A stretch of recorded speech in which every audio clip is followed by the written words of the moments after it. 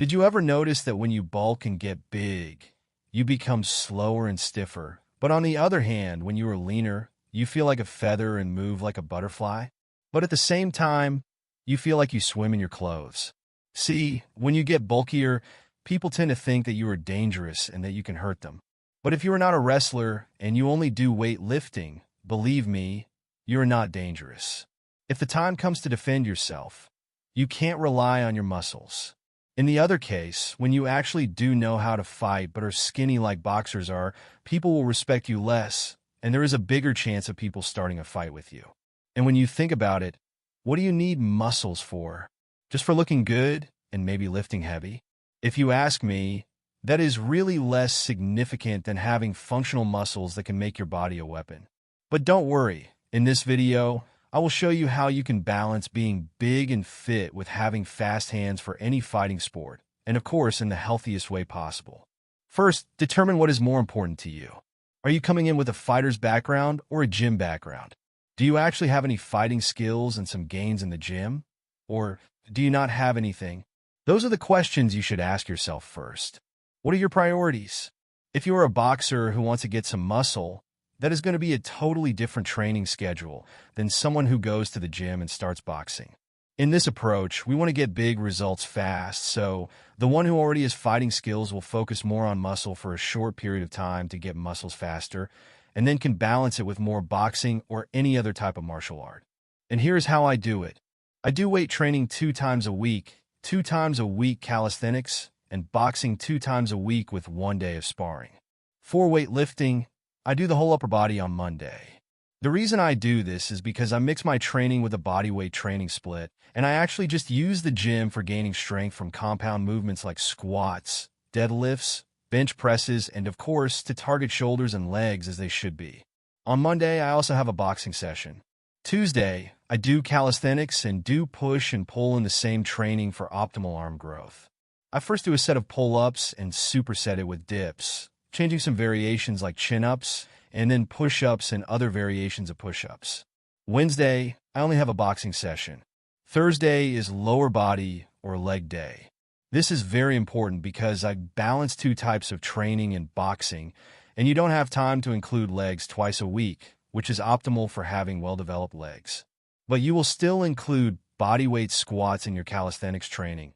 And in boxing, you will target legs mostly with footwork, so you will only need 1 good leg training a week, and of course, focus on strength.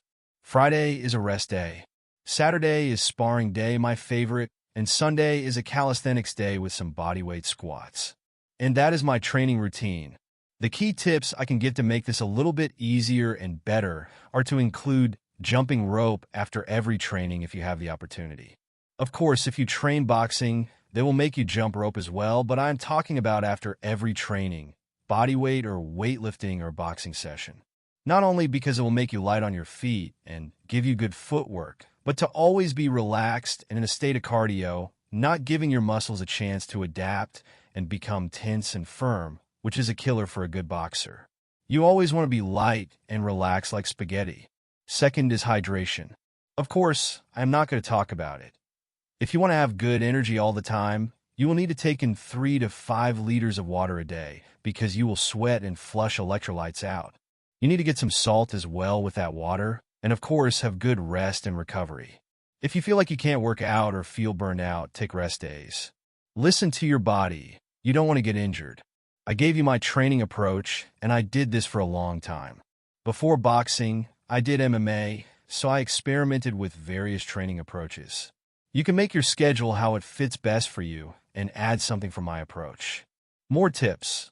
Sleep between 8 to 10 hours. Stretch after a workout. Take ice plunges and cold showers.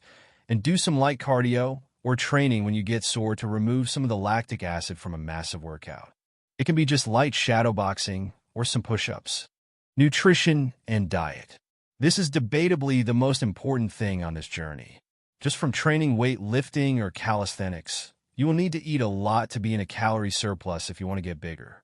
But with boxing, where you're constantly in a state of cardio and can lose up to 1,000 calories per hour by a session, you will need to eat, not a lot, but massively to recover and get gains. It is hard, but it's not impossible. Of course, I will never recommend eating junk food or sweets to get those calories and protein if you didn't eat enough protein that day. Of course, I'm not saying that you cannot eat junk food or sweets, but just with the awareness that what you are doing now is just for pleasure and it will not benefit you at all. If you get a little bit bigger, it will shred off after you eat clean, so it's not even relevant. We don't want muscles that cause heart attacks. This is how I eat. I don't eat breakfast. I fast for 3 to 5 hours after waking up, and then I eat 7 to 10 eggs with some dry meat and avocado, without bread or any carbs, just proteins for breakfast. Snacks can be some fruits like bananas, dates, pineapple, and various nuts like Brazil nuts, almonds, or cashews. Lunch can be any kind of fatty meat like steaks, pork steaks, or turkey, from 300 to 500 grams of protein and 200 grams of carbs, which can be sweet potatoes, or rice with some salad if you want. Snacks again. For supper, again, some fatty meat between 100 to 300 grams of meat and the same amount of carbs. If you think this is a barbarian style of eating, I can agree with you, but believe me, after so much training, your body will ask for that much food, and of course, you will supply it with quality food like fuel for a quality car. Of course, this is just how I eat. If you want, you can make your own diet and add or remove something from mine. Testosterone. Of course, this is something that was aimed from the start. If you want to have big, lean muscles, you need to boost your T levels.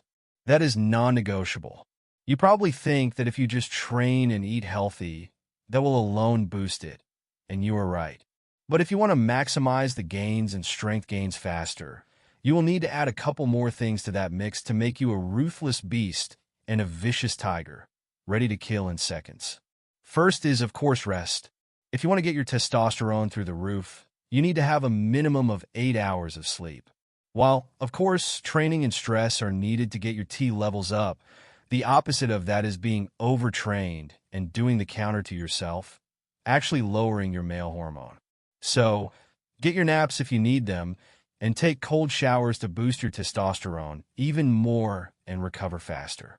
The second thing is to be in the sun as much as you can. The best thing, as well as for your sleep, is when you wake up, the first thing in the morning is to go outside and get some sun on your eyes and skin.